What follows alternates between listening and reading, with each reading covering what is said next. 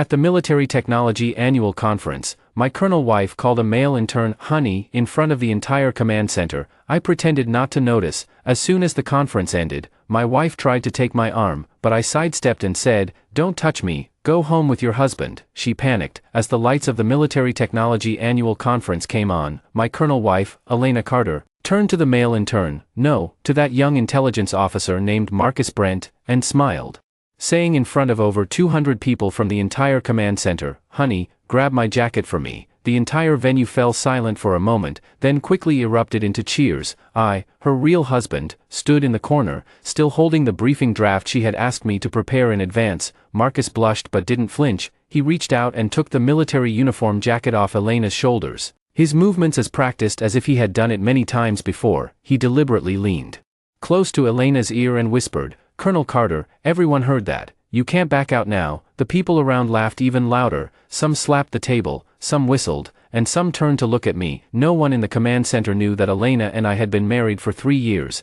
Back then, she said she had just taken over as head of the intelligence division, and the higher-ups were keeping a close eye on her. She didn't want anyone to think she had risen through her husband's influence. I believed her. I took off my wedding ring and put it in a drawer. I stayed up all night with her, worked through intelligence drills with her, and helped her save the nearly disbanded 7th Intelligence Division. But now, she sat at the center of the main table, wearing the deep blue military dress uniform I had given her, adorned with the custom earrings I had made for her, smiling and calling another man honey. I didn't rush forward. I didn't confront her. I just pulled out my phone and pressed the record button. In the frame, Marcus's hand rested on the back of Elena's chair. Elena didn't push him away. She even glanced up at him, a hint of indulgence in her eyes. Someone in the crowd whispered, "Marcus is so lucky, he just got transferred here, and the division chief already dotes on him like this." Another person chimed in, "What do you know, he's young and smooth-talking. Not like Lieutenant Colonel Noah, who always has a stern face. The division chief is probably tired of him by now." I heard it all. I didn't turn around. The host continued to stir things up with the microphone. "Since Colonel Carter already called you hubby, shouldn't Marcus make a statement tonight?" Marcus stood up, raised his glass, glanced at Elena first, then deliberately looked at me. A brief glance, but one that couldn't hide its provocation. He said, "I'm just a newly transferred intelligence officer. I wouldn't dare to presume to be a match for the director, but if the director is willing, of course I'd be happy to stay by her side, both at work and in life." Applause broke out. Elena laughed and scolded him with a, "Cut the nonsense," but she didn't deny it. She didn't explain, and she didn't even look at me. I saved the video and sent it to my personal encrypted email, then backed it up to the cloud. This wasn't the first time I'd noticed something off. A month ago, right after Marcus was transferred to the intelligence department, Elena assigned him to the Dark Star Intelligence Simulation Project team. 2 weeks ago, I found out he had used temporary permissions to download the project's core plan. 3 days ago, finance mistakenly sent me an expense report. Marcus had bought a watch worth over $18,000, with the reimbursement note reading "gift for external liaison reception," and the approver was Elena, and tonight, she called him hubby. The chain of evidence finally closed a link. In the second half of the annual party, Elena had a couple of drinks, her face slightly flushed. Marcus sat beside her the whole time, fending off drinks for her, handing her tissues, and even tidying up the stray strands of her hair. I sat at another table, quietly finishing the last bite of my cold steak. Colleague Zhou Heng came over with a glass, lowering his voice, "Noah, don't take it to heart, the director was probably just joking." I looked up at him, his eyes darted away. I smiled. "You think that was a joke too?" Zhou Heng didn't dare to answer.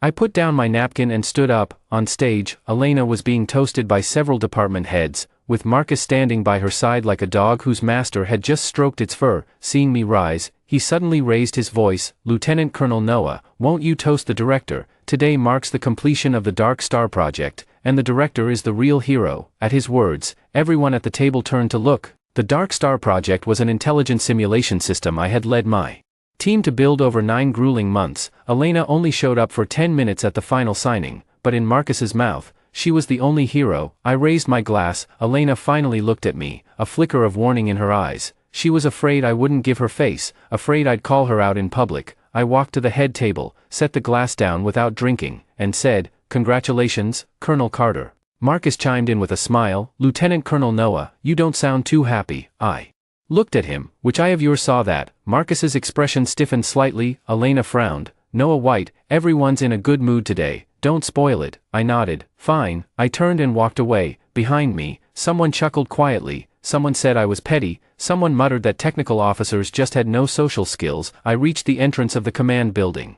The night breeze blew away the lingering alcohol in my stomach. The driver pulled up in the car, mine and Elena's.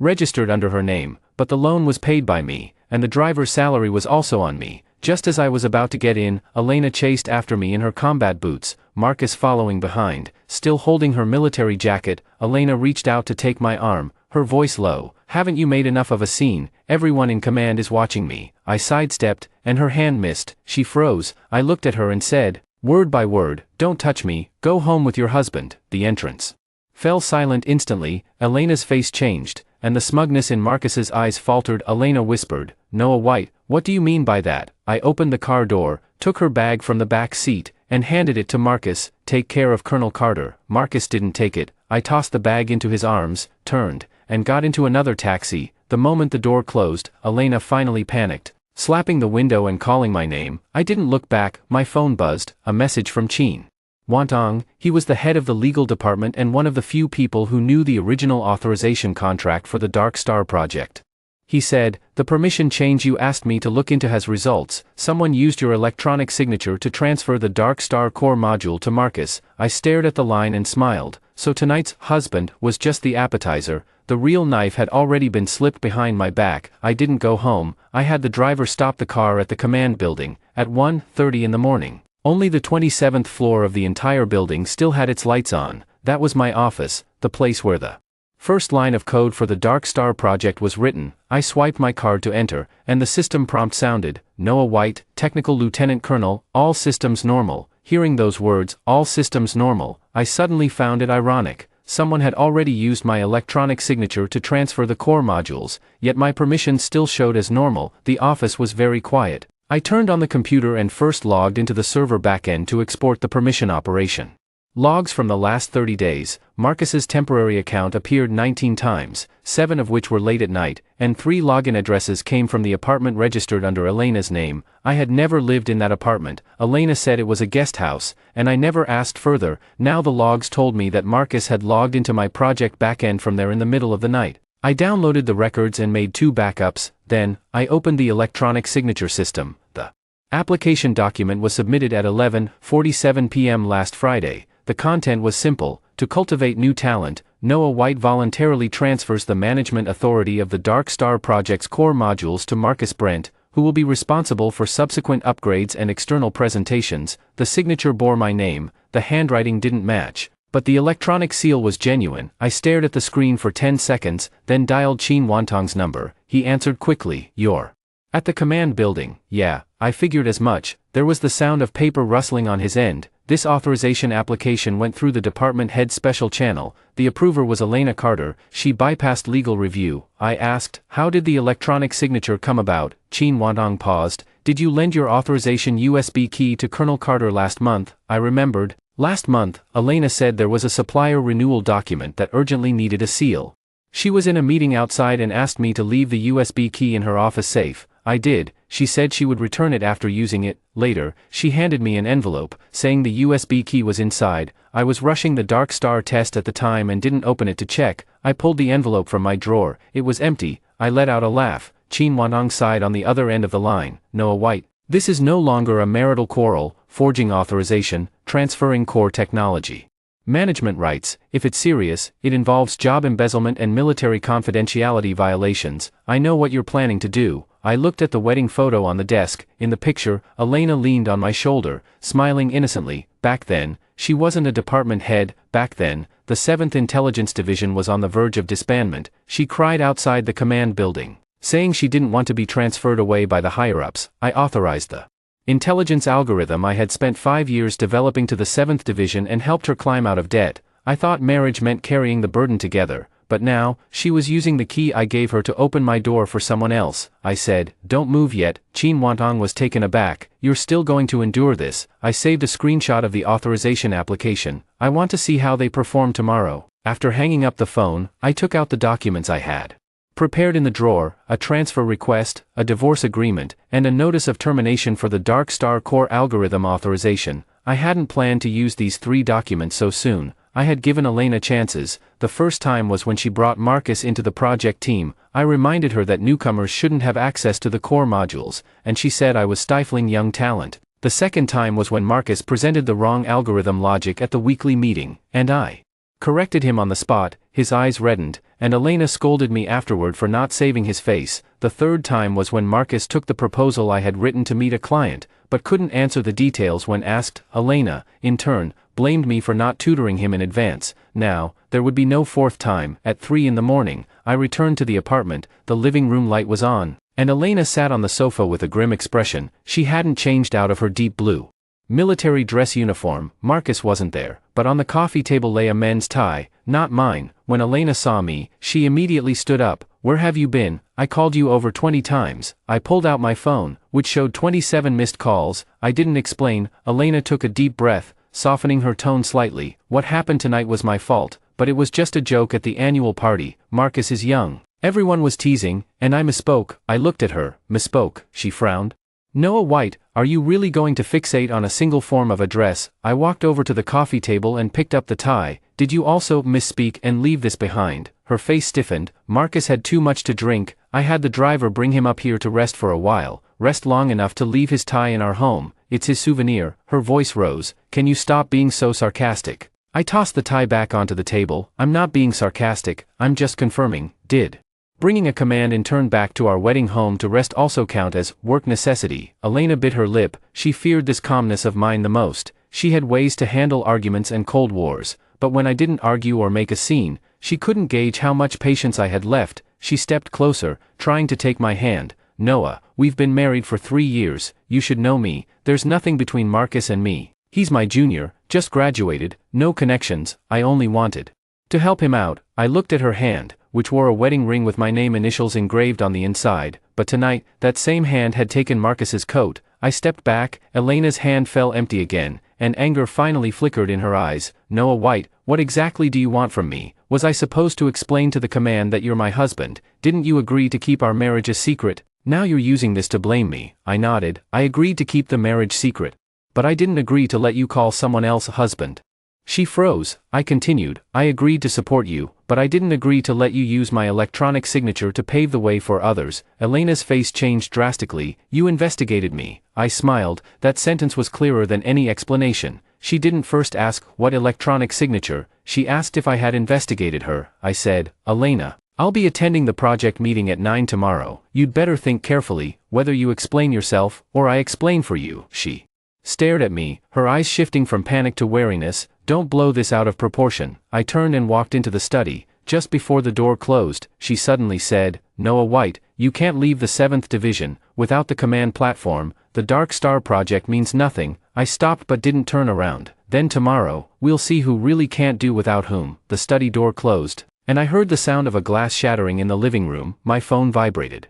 Again, Chin Wantong had sent a second batch of information. It turned out that Marcus's watch wasn't a client gift. It had been charged to Elena's private supplementary card, with the note reading, welcome bonus. Below that was a photo of Marcus wearing the watch, arm around Elena, standing on the apartment balcony, with only one caption, thanks for the gift, darling. At 9 o'clock the next morning, the Dark Star Project regular meeting began on time. The conference room was packed. Elena sat at the head of the table, with Marcus on her right, the seat that used to be mine. When I walked in, everyone looked up at me. Some were awkward, others watched with amusement. Marcus wore a new military uniform, and on his wrist was that watch worth over 18,000. When he saw me, he deliberately pushed his sleeve up a little. Elena's expression was cold. She didn't ask me to sit, and I didn't ask either. I pulled out a chair at the far end, sat down, and placed my laptop on the table. Elena got straight to the point. Today's meeting includes a personnel adjustment. Although Marcus has been here for a short time, he learns quickly and has received good client feedback. Starting today, he will serve as the Deputy Executive Director of the Dark Star Project, responsible for subsequent version development and client presentations. Sparse applause filled the room. I didn't move. Old Chen, the project manager, looked down at the table, and Meng, the testing lead, had a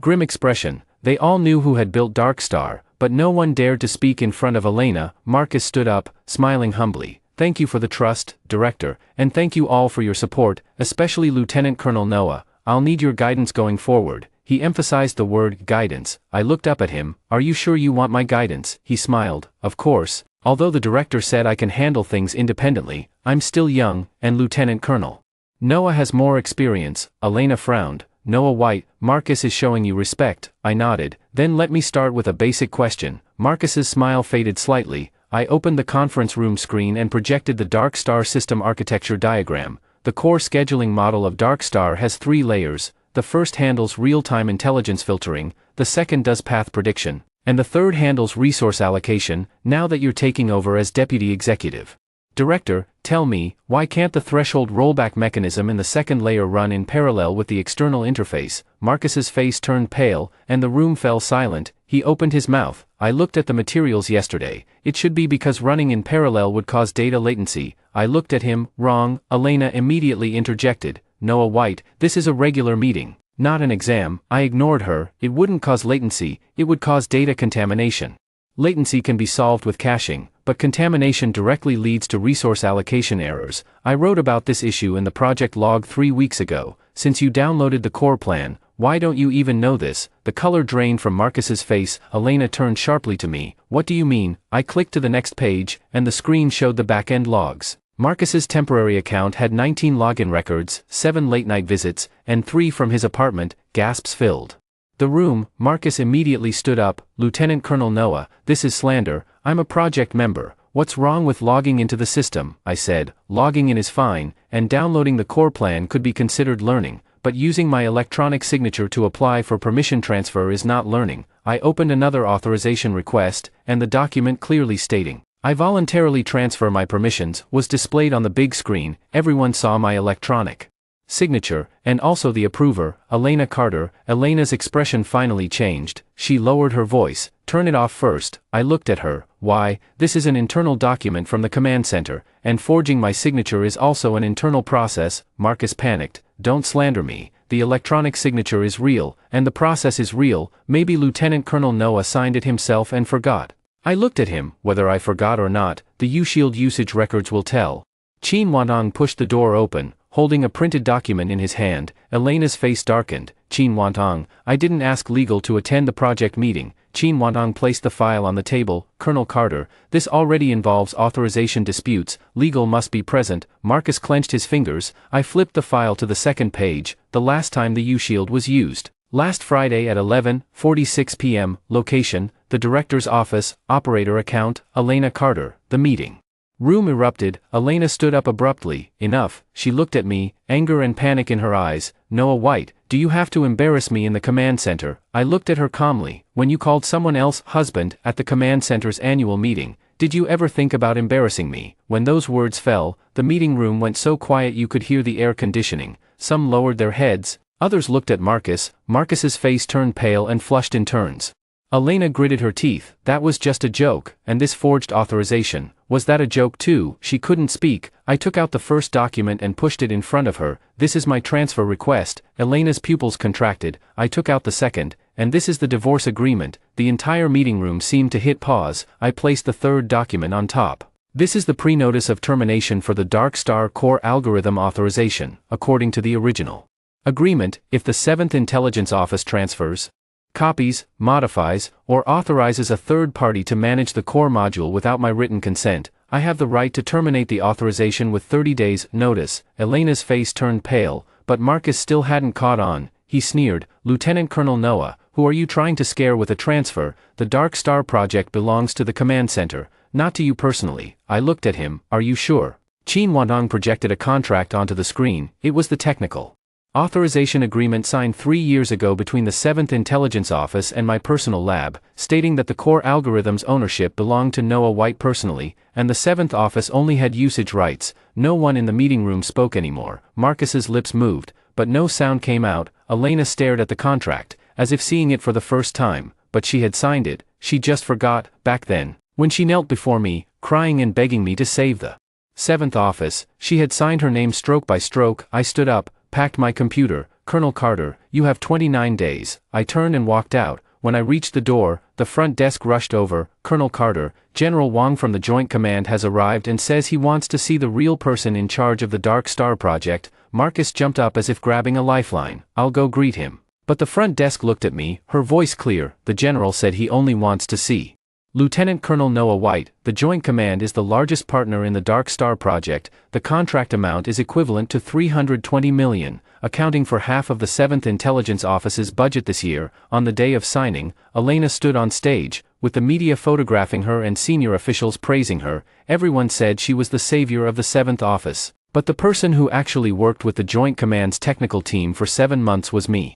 General Wang doesn't like small talk. When he walked into the meeting room with his technical deputy and procurement director, his first words were, "Lieutenant Colonel Noah, I heard you're leaving the 7th Office." Elena immediately stood up with a smile. "General, you've misunderstood. It's just an internal position adjustment. Lieutenant Colonel Noah has been a bit emotionally unstable lately." Before I could speak, General Wang frowned. "Emotionally unstable?" Elena's smile froze. Marcus quickly stepped forward. "Hello, General, I'm Marcus Brent, the new Deputy Executive Director of the Dark Star Project. I'll be handling the liaison with your side from now on." He extended his hand. General Wang didn't shake it. He looked at me. "Lieutenant Colonel Noah, did you arrange this?" I said. "No." General Wang's face darkened. Everyone in the meeting room was standing, Marcus's hand hanging in midair. Awkward as a joke, Elena quickly smoothed things over. "Marcus is someone I personally mentored. He's young but capable. Noah White will guide him during the transition period." General Wang sneered. "Colonel Carter, I bought the Dark Star system,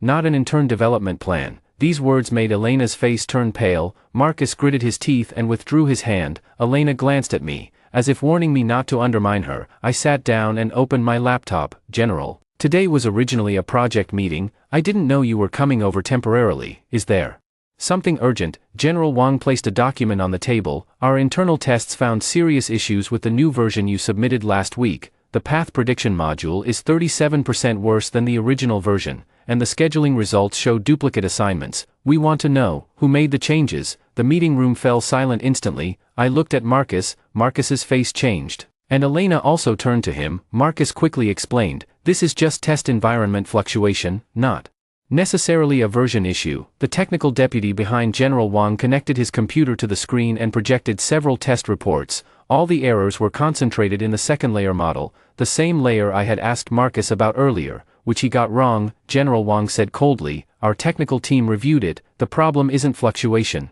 Someone arbitrarily changed the threshold rollback mechanism." "Lieutenant Colonel Noah, this isn't your style." I didn't answer. Immediately, I pulled up the code submission records. At 2:17 a.m. last Wednesday, Marcus submitted a version modification with the note, "Optimized prediction response speed, approved by Elena Carter." I projected the records onto the screen. "Here's who made the changes." Marcus stood up abruptly. "I optimized it as Colonel Carter requested. I only changed the parameters." I didn't expect it to have such a big impact. A Meng couldn't help but speak up. Lieutenant Colonel Noah had already marked that parameter as prohibited from individual modification. "Didn't you read the comments?" Marcus's face turned red. "The comments were too complicated. It's normal for a newcomer to overlook them occasionally." I smiled. "It's normal for a newcomer to overlook them, and it's also normal for a deputy executive director to overlook them." He was left speechless. Elena's face grew increasingly grim. General Wang looked at her. "Colonel Carter, is this your new person in charge?" Elena took a deep breath. "General, this was an internal management oversight on our part. I will handle it. The Dark Star project will not be affected." General Wang didn't respond to her. Instead, he looked at me. "Lieutenant Colonel Noah, if you leave this project, can it still be delivered on schedule?" Elena immediately said, "Of course it can." I said, "No." Both voices rang out at the same time.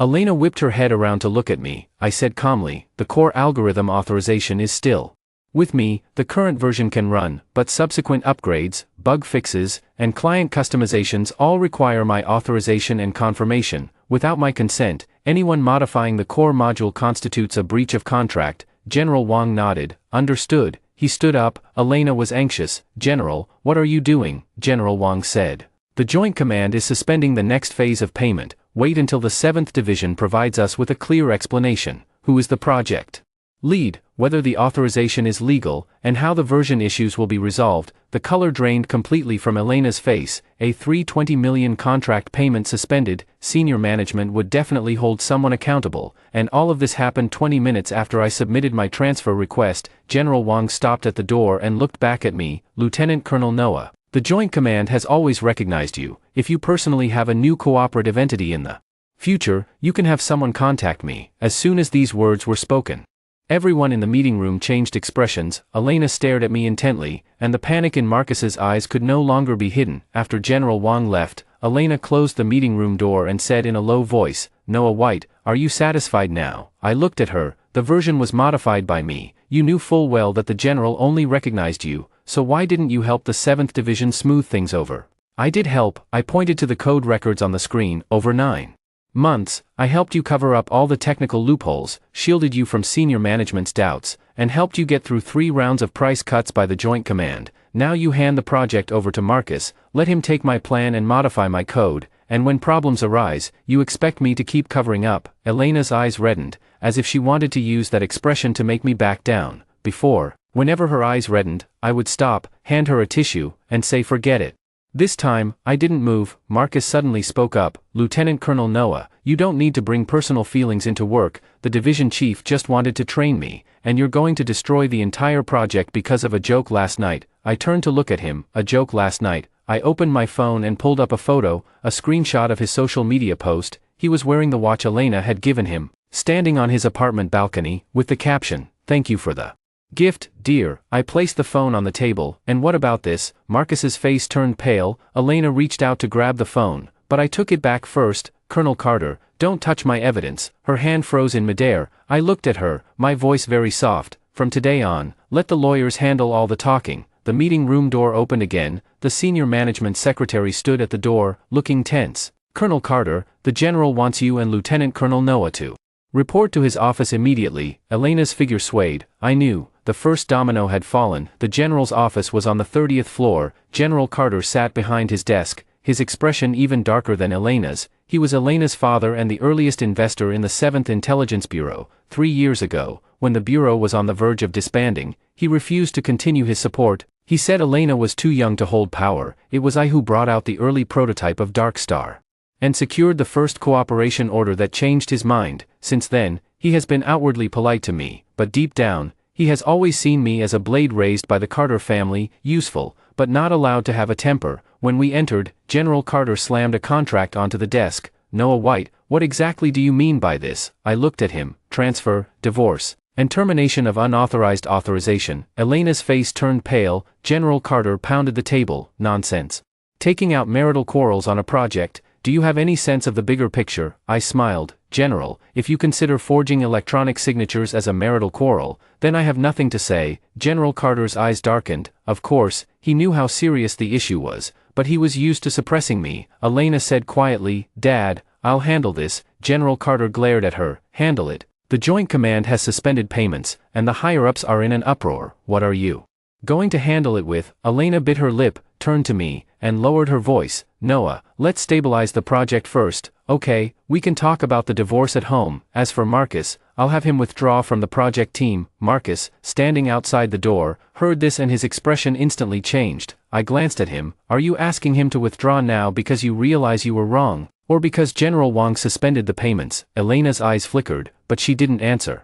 I understood. She wasn't regretting hurting me, she was only regretting that the matter had escalated to the higher-ups. General Carter said coldly, "Noah White, don't go too far. Elena has treated you well over the years. The command center gave you the position of technical lieutenant colonel, a high salary, and project subsidies, and now you're biting the hand that feeds you." I placed my phone on the table and opened a transfer record. "When you say, treated well, General, do you mean that half of my 3-year salary was funneled back to the 7th Division, or that the licensing fees for my personal lab have been delayed indefinitely?" General Carter's face stiffened. I opened a second document. "This is the licensing fee the 7th Division owes my lab, $6 million in total." Colonel Carter said the budget was tight, so I never pressed for it. Elena lowered her head. I continued. "This is Marcus's reimbursement records for 3 months, totaling $48,000, including watches, apartment furnishings, a private driver, and custom suits, all approved by Elena Carter." General Carter turned sharply to his daughter. "Have you lost your mind?" Elena's face turned pale. "Dad, I just wanted him to look presentable for clients." I said. "Which client needed him to log into the core system from your apartment at dawn?" General Carter's gaze turned ice cold. A slight noise came from outside the door, and Marcus turned to leave. I spoke. "Marcus." He stopped. I turned to look at Come in, Elena instinctively said. Noah, don't make a scene. I ignored her. Marcus walked in, forcing calm. Lieutenant Colonel Noah, don't keep bringing up the apartment as if there's something between the director and me. That day, I was just helping her organize files, and it was too late, so I used her network. I nodded. Then explain why you used her personal computer to log into my project backend. Marcus's face stiffened. I opened the third piece of evidence, the apartment. Network login records, device name, Marcus's MacBook, login time, 1:32 a.m., accessed files, Dark Star Core module parameter descriptions, Joint Command customized pricing models, project authorization application templates. Marcus's fingers clenched. Elena stared at the screen, finally realizing I wasn't just holding emotional evidence. I had a chain that could nail them all. Marcus panicked. I was just learning, the director told me to grow quickly, and I wanted to prove my ability, I said. So you forged my authorization. Marcus immediately pointed at Elena. The U-Shield was given to me by the director. I didn't know it was yours. The office fell dead silent. Elena turned sharply to him. Marcus realized he had slipped up, and his face went white instantly. I said nothing, but General Carter understood. He looked at his daughter, his voice terrifyingly low. Did you really give him the U-Shield? Elena's lips trembled. I just wanted him to get familiar with the process. Early, I didn't think he would. I let out a laugh. She was trying to cut ties now, but it was too late. I picked up the transfer request on the table. General, I'm not here to negotiate today. I'm here to inform you. In 30 days, the Dark Star Core authorization will automatically terminate. If the 7th Division wants to continue using it, you can re-sign the contract. General Carter stared at me. What are your conditions? I said. First, dismiss Marcus and conduct a public investigation into the forged authorization. Second, pay the overdue licensing fees owed to my lab. Third, Elena Carter will no longer participate in the Dark Star project. Fourth, the divorce agreement between Elena and me will be settled based on actual contributions to premarital and marital assets. Elena looked up sharply. Noah White, you're going all out. I looked at her. When you brought Marcus into our marital home, did you think that wasn't going all out? Her eyes reddened. He and I really didn't go that far, I said. That's your problem, not a reason for me to keep enduring. Marcus suddenly dropped to his knees. Director, I was wrong. I just wanted to prove myself too badly. I had no ill intentions, and I never meant to take Noah's position. I looked at him. That's not what you said last night. I played the recording. After the annual party, Marcus's voice came through clearly from the hallway as he spoke to a colleague. What is Noah White anyway? The director will hand Dark Star over to me. Sooner or later. He's just an old technician who doesn't understand people. The director's been tired of him for a long time. The recording ended. Marcus knelt on the floor, his face as pale as a corpse. Elena closed her eyes. General Carter picked up the phone, his voice cold and hard. Notify HR to suspend all of Marcus's permissions. Notify audit to review all reimbursements and system access records from the past 3 months. Marcus jerked his head up. Director, Elena didn't look at him. In that moment, she finally understood. Marcus wasn't her husband, nor was he her future. He was just a pawn she used to provoke me and prove her independence. When a pawn gets into trouble, it's the first to be discarded. I turned and left the office. Elena chased after me, grabbing my sleeve at the elevator. Noah, I really know I was wrong. I looked down at her hand. Let go. She didn't. Her voice trembled. I was just so tired. Everyone says the 7th Division relies on you, that I'm just a figurehead as director. I didn't want to live in your shadow anymore. Marcus admired me. Listen to me. I cut her off. So you called him husband. Her fingers loosened, the elevator doors opened, and I stepped inside. Just before they closed, she said tearfully, you never used to treat me like this. I looked at her. You never used to hand someone a knife to stab me with. The elevator doors shut. My phone buzzed with an email. Chin Wantong had sent preliminary audit results. Marcus hadn't just downloaded the Dark Star plan. He had also sent some materials to a competitive intelligence agency. My eyes turned cold. So this betrayal wasn't just about marriage. They had nearly sold off my last trump card. The 7th Division had originally scheduled a launch event for Dark Star 2, a big spectacle Elena had been preparing for 3 months. Media, clients, investors, and senior management were all invited. Marcus was supposed to give the core presentation, using this event to officially transition from intern to project lead. Elena also planned to use it to prove that Dark Star doesn't rely solely on me. But after the audit began, all of Marcus's permissions were frozen. He panicked, and so did Elena. The night before the launch, she came to my office. I was packing up my last batch of personal files. She stood at the door, her eyes red and swollen. Noah, the launch tomorrow can't go wrong. I didn't look up. So you'll give the presentation, she Said, I'll emphasize in my introduction that you're the core lead for Dark Star. Marcus won't appear. I laughed. Now the director remembers I'm the core lead. Her face turned pale. I know you hate me, but hundreds of people in the 7th Division depend on this project for their livelihoods. You can't let everyone suffer because of what's between us. I paused what I was doing. She said that line too smoothly. Every time she made a mistake before, she'd bring up the employees and the bigger picture, as if my refusal to back down meant I wasn't considering the whole. I asked her, when you forged the authorization, did you think about those hundreds of employees? She was silent. When you let Marcus mess with the code, did you think about the client losses? Her eyes grew redder. When you pushed me to the edge of the project, did you think I was also part of the 7th Division? She finally broke down crying. I just wanted to prove myself. I looked at her. Proving yourself doesn't mean stepping on me to lift another man up. She was left speechless. I handed her a document. I can go on stage at tomorrow's press conference, but not as an employee of the 7th Division. Elena took the document, and her face changed color the moment she saw the title, Temporary Technical Service Agreement, with fees calculated by the hour, authorization limited to fixing display issues in the current version, and excluding subsequent upgrades. Elena's fingers trembled.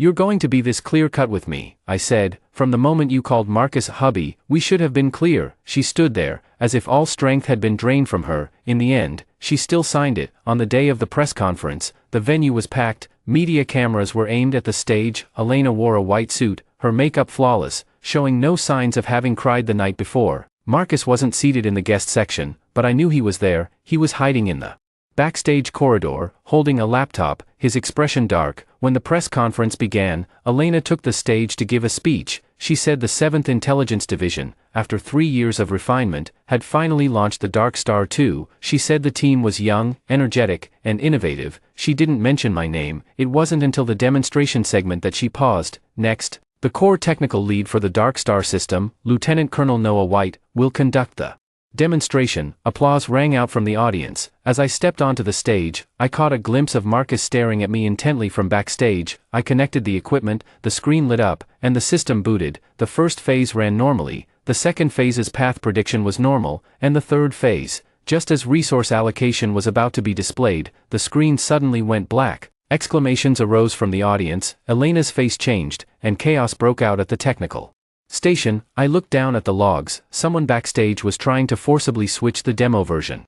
The account was a temporary administrator. I didn't need to guess who it was. Marcus. He wanted the press conference to fail. If the demo crashed, he could claim I sabotaged it and muddy the waters. Elena also realized what was happening. She looked toward the backstage, but Marcus was already gone. I didn't panic. I pressed the backup terminal and switched to a read-only mirror environment. The screen lit up again, and the venue fell silent. I picked up the microphone. Someone just tried to switch the demo version. To avoid disrupting the press conference, I'll continue with the demonstration, but after it's over, the 7th Division needs to provide an explanation to the clients and investors. Elena's face turned pale, and the media in the audience had already started filming. I continued operating. The Dark Star 2 ran fully, with real-time intelligence cleaning, path prediction, resource allocation, and anomaly rollback all completed smoothly. The final result appeared on the big screen, a 42% efficiency improvement. Thunderous applause filled the venue. General Wang, seated in the front row, nodded slowly. I let go of the mouse but didn't step down immediately. Elena looked at me, a flicker of pleading in her eyes. She wanted me to keep quiet, at least not here,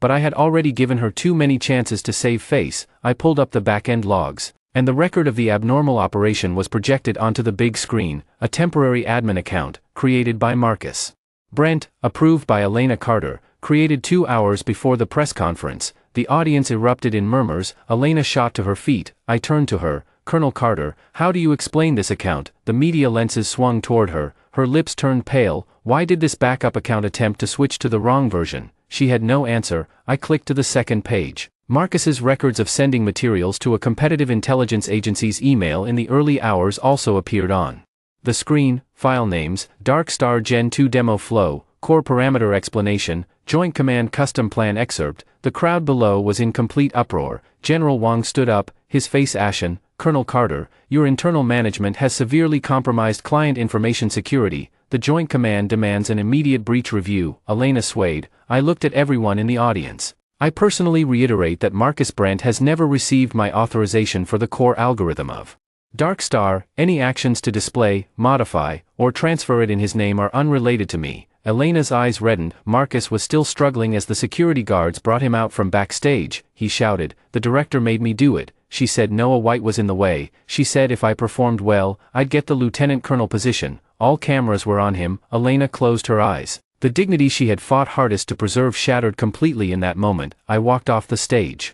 As I passed her, she whispered, "Noah White, don't go." I didn't stop. She reached out to grab me, but I sidestepped. Just like that night outside the hotel, her hand missed again. Some in the audience recognized the move, and others recalled how she had called Marcus husband that night. Low murmurs surged from all directions. I left the venue. Chin Wantong stood at the door, handing me a new document. High-level emergency meeting at 3 p.m. Colonel Carter requests your attendance. I took the file, which read, Accountability Motion Regarding Major Management Negligence by Elena Carter, Director of the 7th Intelligence Division. I closed the file. The second round of reckoning had begun. On the day of the press conference incident, the 7th Division trended on social media. The headlines were harsh. Director promotes young intelligence officer, core project nearly leaked, and internal strife at 7th Division press conference, real person in charge of Dark Star project.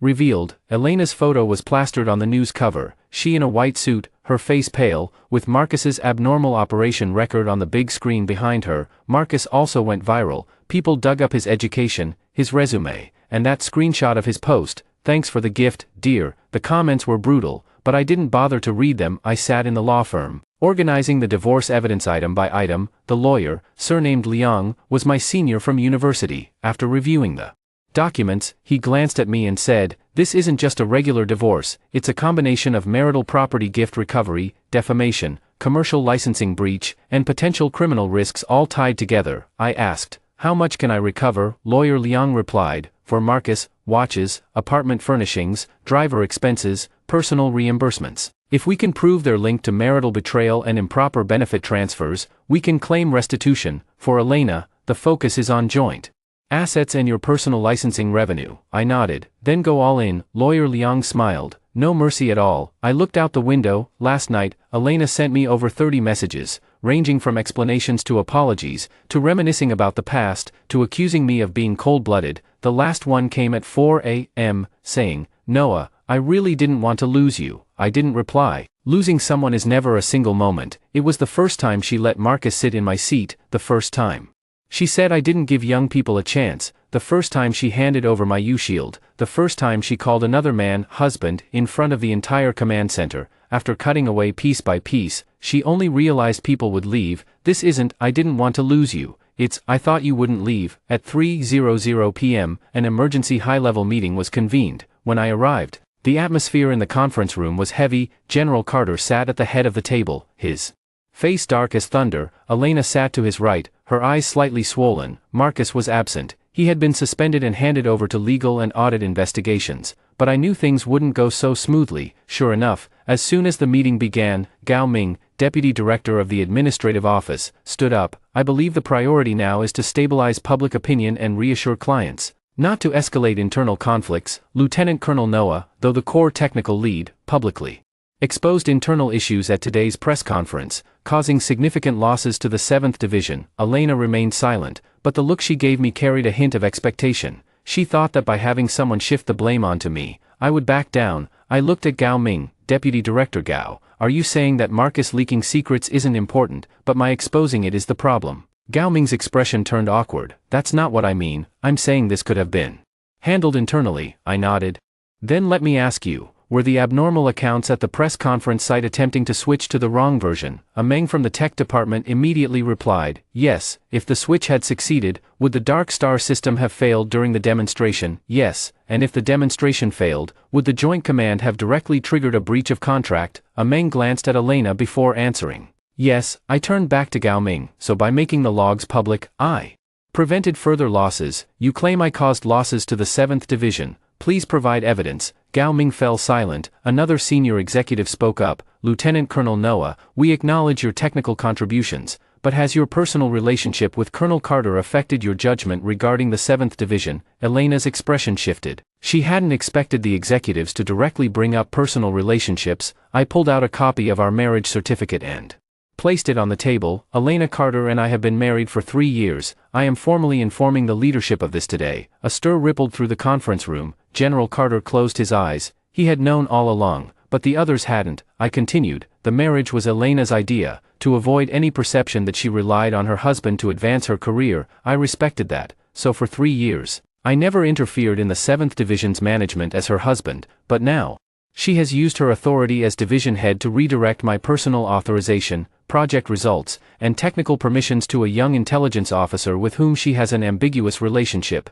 This is no longer a private matter. Elena's tears fell. Marcus and I never had a real relationship. I looked at her, so calling him honey, buying him a watch, letting him stay in your apartment, giving him the deputy director position, all of that was charity. Her face turned pale. General Carter barked, enough. I didn't stop. I projected the transfer records, reimbursement approvals, apartment access logs, permission requests, and the abnormal accounts from the press conference, page by page, each one like a slap to Elena's face, and to everyone who had once sided with Marcus. Finally, I played an audio clip, a recording from the press conference's backstage surveillance. Marcus's lowered voice said, "As long as Noah White fails the demonstration today, the division head will have no choice but to use me. She won't let anything happen to me." Another voice asked, "Aren't you afraid she'll actually hand you over?" Marcus laughed. "When she calls me honey, she's a lot gentler than she is with Noah White." The conference room fell into a terrifying silence. Elena's tears stopped, as if she was seeing Marcus clearly for the first time. I turned off the audio. "This is the person you cultivated."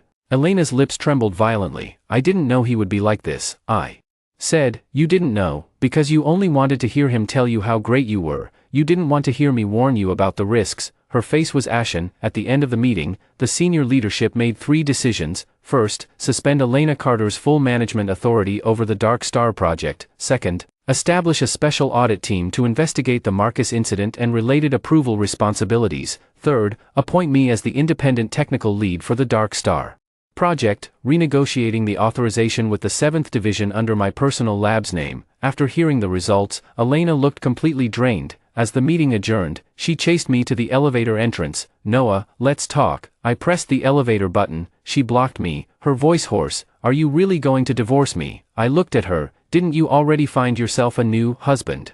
Tears suddenly streamed down her face. That was an angry remark, a joke. I lost my mind. The elevator doors opened, and I stepped inside. She reached out to block the door. "If I publicly admit you're my husband, publicly apologize to you, can you?" I cut her off. "Elena, a belated public acknowledgement isn't respect, it's damage control." Her hand slowly lowered. Just before the elevator doors closed, I saw her standing there, finally stripped of the director's pride. My phone rang. Lawyer Liang sent a message. "Marcus is turning on you. He's filed a police report claiming you illegally accessed his computer, fabricated evidence, and that you deliberately framed him out of jealousy." I smiled. When backed into a corner, people always bite, but he didn't know. I was waiting for him to take that bite. News of Marcus's police report quickly reached the 7th Division. Some began to waver. New theories emerged in the group chat. Could it really be that Noah White was jealous and deliberately went after Marcus? A technical lieutenant colonel could easily check the logs. Right, could the evidence be tampered with? Maybe the director and Marcus really had nothing going on. Husband was just a joke. Noah White overreacted. I looked at the screenshots without getting angry. Chin Wanong sat across from me, so furious she set her coffee cup down hard. "Are these people forgetting that Marcus's leak records are right in front of them?" I said. "They haven't forgotten, they're just scared." Scared of what? Scared of admitting they backed the wrong side. The people who cheered at the year-end party, who applauded Marcus in meetings, who whispered behind my back about not understanding social dynamics, they all need a reason to prove they weren't that stupid, so they're willing to believe I have issues too. As long as I have issues, they're not accomplices, just misled. I flipped my phone face down on the table. "Let them talk." Chin Wandong frowned. "You're not going to deal with it." I opened my laptop, but not by explaining. In the afternoon, the Military Disciplinary Department and a third-party digital forensics team arrived at the 7th Division. Marcus sat in the conference room, his eyes red, yet still putting on an act. The moment he saw me, he stood up. "Lieutenant Colonel Noah, I know you hate me, but you can't ruin my life. I just graduated. I just want to do my job well." Elena sat nearby, her face pale. She glanced at Marcus, but there was no pity in her eyes anymore, only disgust and exhaustion. I pulled out a chair and sat down. "Are you done?" Marcus clenched his fists. The forensics team began checking the server back-end logs, Marcus's computer, and the surveillance footage. Marcus had clearly prepared. His computer was spotless, chat records deleted, emails wiped, and he had even preemptively formatted a hard drive partition. He looked at me, a hint of smugness returning to his eyes. Lieutenant Colonel Noah, you say I leaked information, then please provide the original evidence. Screenshots and recordings can be forged. I nodded. Fair point. Elena looked at me, seeming a bit tense. She was afraid my chain of evidence would break, and that this might backfire on her. I handed a USB drive to the forensics team. Marcus sneered. Another one of your own USB drives. Who knows where the stuff inside came from? I ignored him. When the forensics team opened it, it wasn't screenshots. It was the hash verification records of the server's original audit logs. Every operation, when it occurred, was simultaneously synced to a third-party security platform. The platform provider wasn't the 7th Division, it was a security audit company designated by the Joint Command. In other words, even if Marcus wiped his own computer, he couldn't alter the external evidence. His face gradually turned pale. I then produced a second piece of evidence, surveillance footage from the apartment elevator, showing Marcus entering at 1:16 a.m. and leaving at 3:04 a.m., carrying a laptop bag. The third piece of evidence was the device connection log from the apartment's network operator. The fourth was the receipt confirmation from the Competitive Intelligence Agency's email server.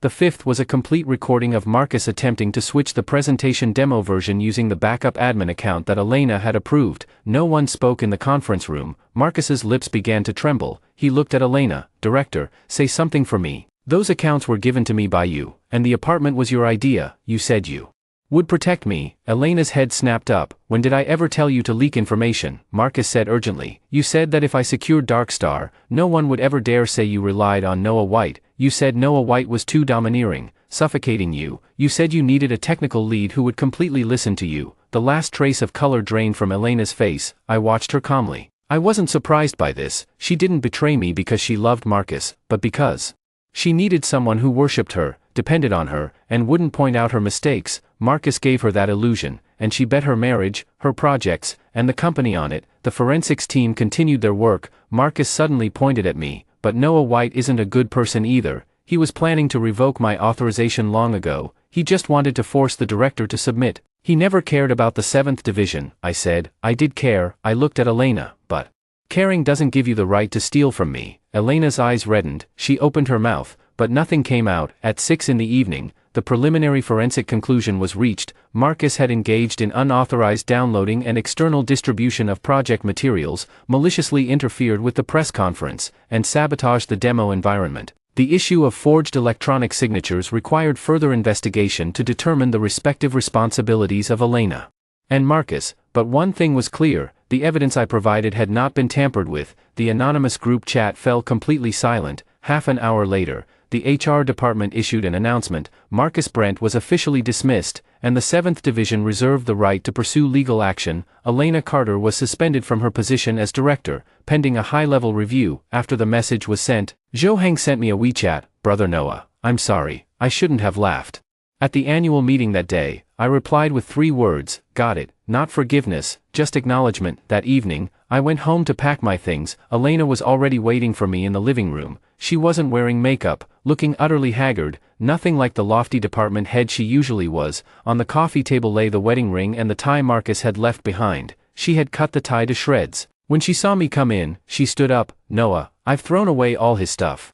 I didn't respond and walked straight into the bedroom to grab my suitcase. She followed me in. I'll cooperate with the higher-ups and the investigation. I'll recover everything Marcus bought. I'll make a public apology. I placed my clothes into the suitcase one by one. Her voice began to tremble. Can you just look at me, please? I stopped, turned my head, and looked at her. Tears fell from her eyes. I was wrong. I was really wrong. I didn't love him. I just wanted so badly to prove that I wasn't relying on you. I went astray. I said, if you wanted to prove yourself, you could have done well on projects, led the team seriously, or learned to assess risks on your own. She nodded through her tears. I continued, but you chose the easiest way. She froze. You chose to deny me. Her tears fell even harder. I closed the suitcase. Elena Carter, I am not your shadow. You've been standing on my shoulders for so long that when you looked down and saw me, you thought I was blocking your light. She covered her mouth, unable to cry out loud. I pulled my suitcase toward the door. Suddenly, she hugged me from behind. Don't go. I pried her fingers off, one by one. I'll submit the divorce cooling-off application tomorrow. She stood there. I reached the door and suddenly stopped. Also, I'll apply for property division on the wedding house. I won't live in a place Marcus has been. The door closed. inside. Elena called my name. This time, I didn't look back as my car drove out of the neighborhood. Lawyer Leon called. Noah White, Marcus has confessed another thing. Elena was planning to remove you from your technical lieutenant position at next week's high-level meeting and have him take over. I watched the streetlights receding outside the window, so they had already divided up my position. Then I'll show them. What they tried to take from me was something I gave them in the first place on Monday. The 7th Division held an official high-level meeting. This time, it wasn't a temporary accountability session but a decision on Elena's fate. 2 rows of security guards stood at the meeting room entrance, and the media was blocked downstairs. Employees went about their work as usual on the surface, but everyone was waiting for the result. When I arrived, Elena was already seated inside. She wore a dark gray suit, her face expressionless. In just a few days, she had visibly lost weight. General Carter sat at the head of the table, flanked by external executives and audit representatives. Marcus was also there, under guard, seated at the far end. His face was ashen, with dark circles under his eyes, and when he saw me, there was still venom in his gaze. The meeting began. The audit team first reported. Within 3 months, Marcus had fraudulently claimed $48,000 in expenses, downloaded Dark Star project materials without authorization 16 times, sent materials to external email accounts 3 times, and maliciously manipulated the demo environment once during the press conference. In the process of forging electronic signatures, Elena provided the U-key. Marcus filled out the application, and Elena overstepped her authority to approve. Every detail was crystal clear. As Elena listened, her fingers kept gripping her pen, leaving a deep scratch on the paper. When it was her turn to speak, she stood up. I admit to mismanagement, and I also admit to making a wrong judgment regarding Marcus. I am willing to bear the corresponding responsibility, a senior executive sneered.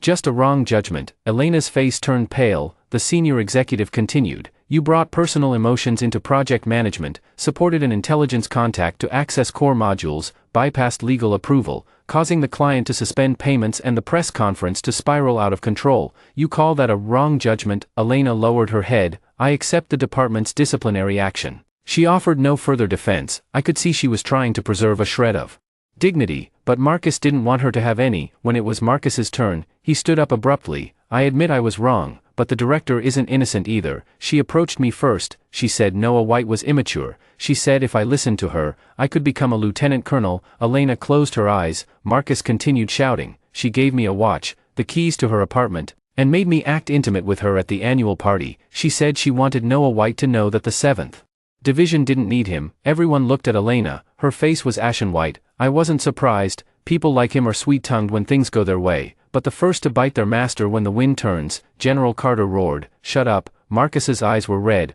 Why should I shut up, now that something's gone wrong? You Carters want to throw me out alone. I just got transferred here. I didn't steal the U-shield. I didn't approve the permissions, and I didn't move into that apartment myself. Elena finally looked up, staring at Marcus, her voice very soft. So you admit that at the annual party, you deliberately cooperated with me to provoke Noah White? Marcus was stunned. Elena smiled, a bitter smile. And you also admit that you knew Noah White and I were married? The meeting room fell silent again. I raised my eyes slightly. Marcus's face changed. He had been too hasty and forgotten this point. If he hadn't known I was Elena's husband, he could have played innocent, but he did know. Knowing that, and still publicly accepting the title of husband, moving into the marital home, and provoking me, that changed everything. Elena pulled out a recording, a conversation between her and Marcus. Marcus said, Director, Lieutenant Colonel Noah looks at me so scarily. Does he misunderstand us? Elena said, he won't make a scene. Marcus chuckled softly. What if I really want him to misunderstand? Elena was silent for a few seconds, then said, don't go too far. The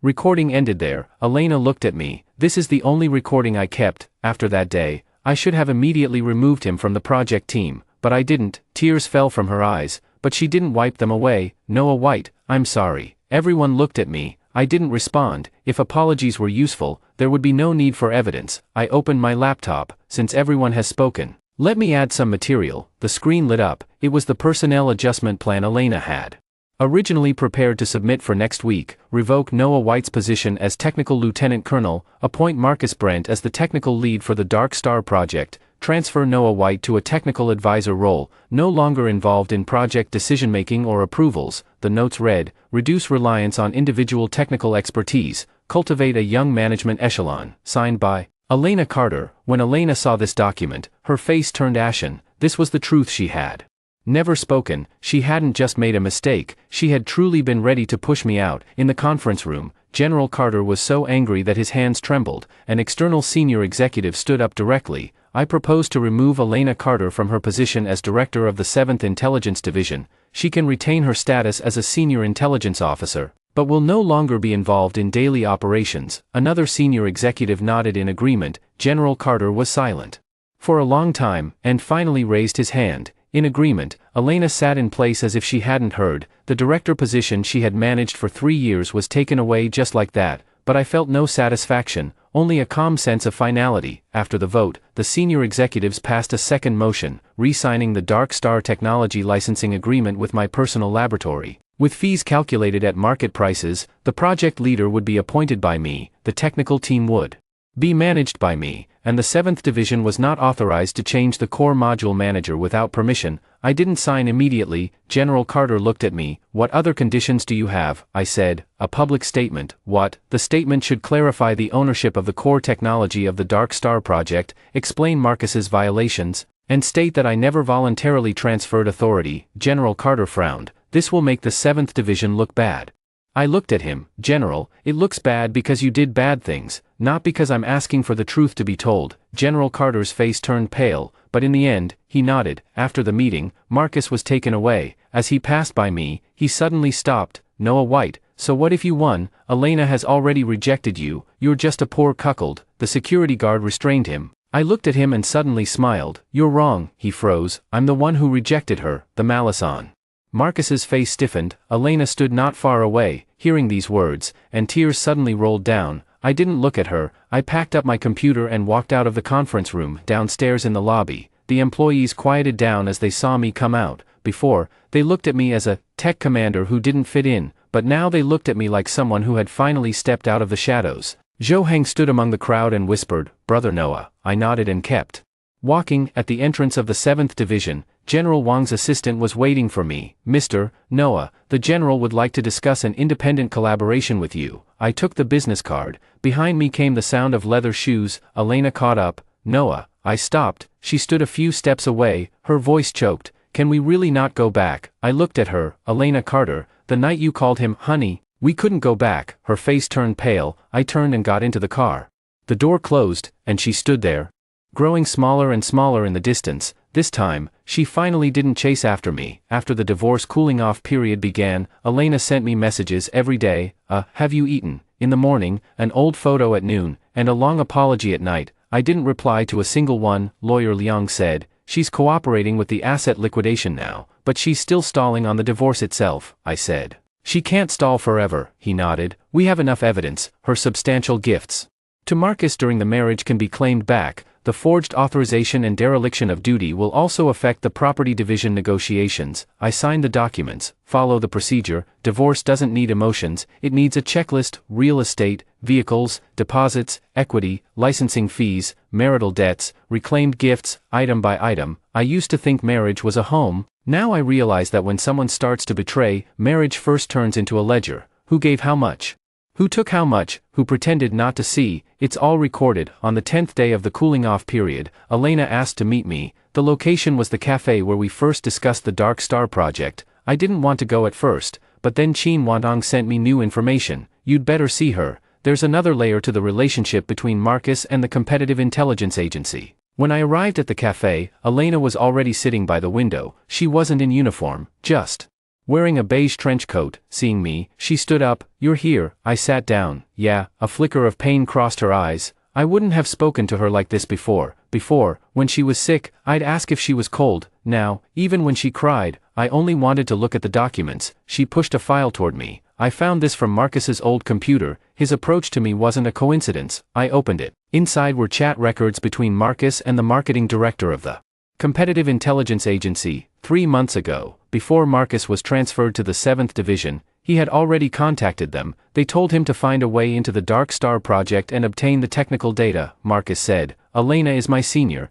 and she's most afraid of others saying she relies on Noah White. I'll exploit that. I read on. Marcus added, she needs someone who admires her. As long as I'm obedient enough, she'll give me a chance. There were a few more screenshots Marcus sent to the other party on his first day at work. Elena really fell for it. I told her she's the most capable female director I've ever met, and she smiled. I closed the file after reading it. Elena's tears had already fallen. Noah, I'm stupid, I know I'm stupid, but I really never thought he was after the project. I looked at her. Him going after the project and you betraying your marriage are two different things. Her face turned pale. I know, I said, you weren't deceived by him, you gave him the opportunity first, and only then did he have the chance to deceive you. She covered her eyes. There weren't many people in the cafe, and a light rain was falling outside the window. I suddenly remembered 3 years ago, on a similarly rainy day, Elena sitting in the same seat, eyes red, asking me, Noah, if one day no one believes me, would you believe me? I said, yes. Later, I did believe her many times, so many times that even she forgot.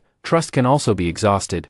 Elena took a small box out of her bag. Inside was my U-shield, the real one. She pushed it toward me. I've never dared to return it to you. I looked at the black U-shield but didn't touch it. Her voice choked. When I got it last month, I just wanted to let Marcus familiarize himself with the process. I thought I could control it. I didn't expect. I interrupted her. You did expect it. She looked up. I said. You just don't want to admit it. She froze. You knew it was wrong to give him the U-shield. You knew it was wrong to bypass legal. You knew it was wrong for him to sit in my seat, and you knew it was wrong to call him honey, but every time, you chose the answer that was more comfortable for you. She finally sobbed. Noah, can I really still make things right? I looked at her. You can make things right for the project, for the client, for your own judgment, but not for me. The glimmer of hope in her eyes died out again. She sat there, as if she had aged several years.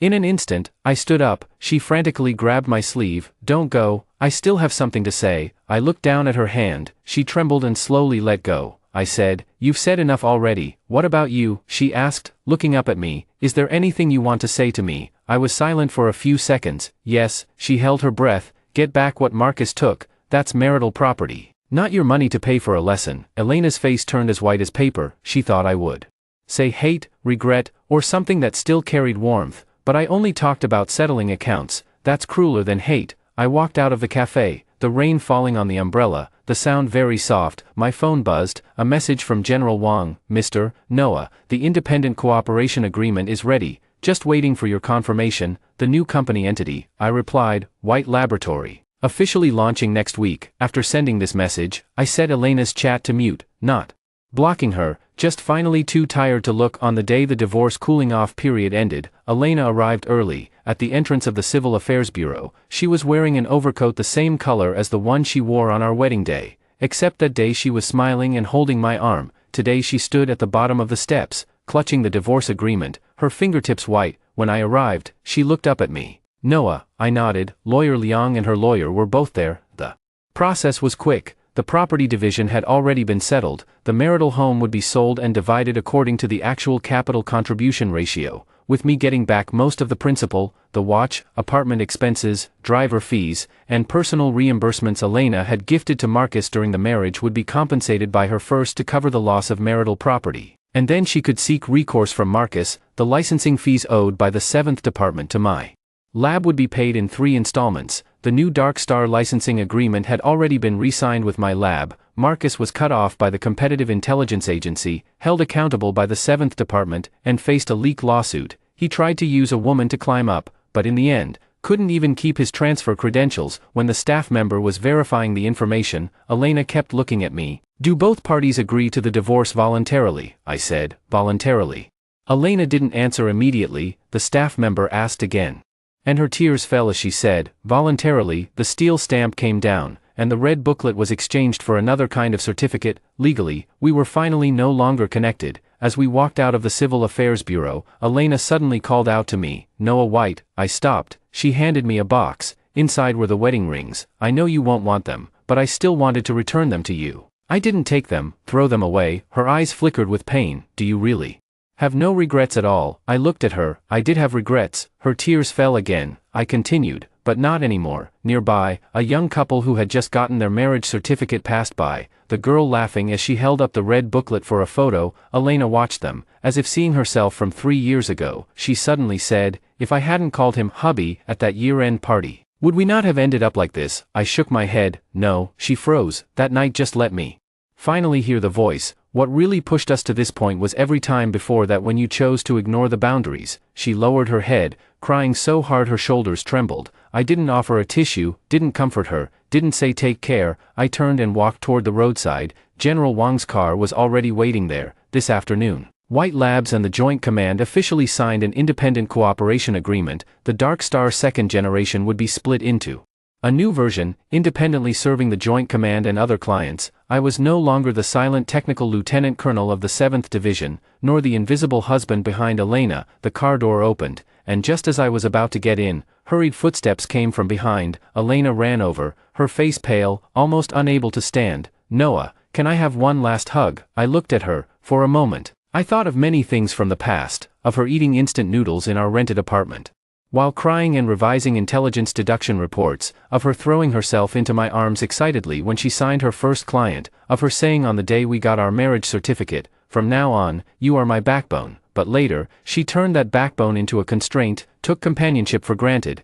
and saw my concessions as a guarantee that I would never leave. I stepped back. "Don't touch me." She was stunned. I looked at her and finished the belated farewell. "Go find your hubby." The color drained completely from her face. Those words had circled back to us from the entrance of that hotel that night, only this time, she no longer had the right to panic and explain. I got into the car started. In the rearview mirror, she stood at the entrance of the Civil Affairs Bureau, the wedding ring box falling to the ground, the lid opening, and 2 rings rolling out. No one picked them up. At 3 in the afternoon, in the Joint Command conference room, General Wang signed the contract with me personally. The contract amount was 20% higher than the original version from the 7th Division, because this time, the client wasn't just buying the system, but also clear technical ownership, a stable point of contact, and a complete authorization boundary. After signing, General Wang raised his teacup. "Mr. Noah, congratulations on starting anew." I clinked my cup with his. "It's not starting anew." He looked at me. I said, "It's taking back what was originally mine." After the meeting, I received an announcement from the 7th Division. Elena Carter officially stepped down as director, retaining only the position of senior intelligence officer, with a new director appointed from an external professional manager. At the end of the announcement, the 7th Division publicly acknowledged that the core technology of Dark Star belonged to White Labs and apologized to clients and partners for previous management errors. After this announcement was made, many former colleagues sent me messages. Some apologized, some congratulated me, and some tentatively asked if they could join my lab. I only replied to a few who truly got things done: A Meng, Old Chen, and 2 engineers who had always held the line. That evening, I held the first team meeting in my new office. The office wasn't large, with a panoramic view of the city nightscape outside the glass window. There was no champagne tower on the table, no fake applause, just a few computers, some contracts, and a group of people willing to do things right. At the end of the meeting, A Meng asked me, "Brother Noah, what should we call our new project?" I thought for a moment. "Dawn." She smiled. "That's nice." I looked out the window.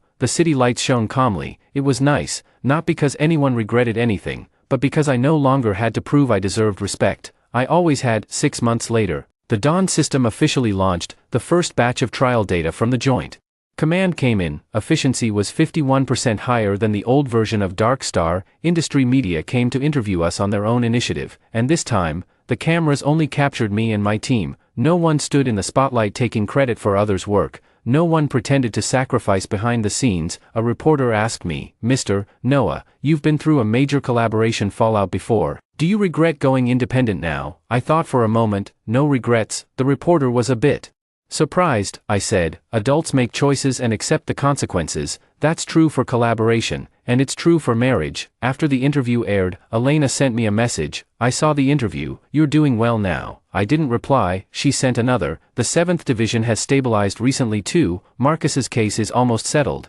He'll have to pay compensation and will have a criminal record. The Competitive Intelligence Agency has been blacklisted by the Joint Command, and that marketing director has been taken in for investigation." I still didn't respond. After a while, she sent one last message. "Noah, I finally understand. You weren't holding me down before, you were holding me up." I looked at those words, feeling nothing inside. Understanding too late is just a summary, not compensation. I turned off my phone and continued reviewing the new version report submitted by the team. Life began to simplify. Mornings at the lab, lunch with the team, and occasional evenings at my parents' house. My parents had never known that Elena and I were married. After learning about the divorce, my mom was silent for a long time, then just said, "It's good to have you back." My dad was more direct. He ladled me a bowl of soup. In life, it's not falling that matters, it's falling at someone else's feet and not getting up. I smiled. I'm already up. Later, Zhou Heng invited me to a meal. He raised his glass, his face flushed red. Brother Noah, I was really a piece of work before that night at the annual party.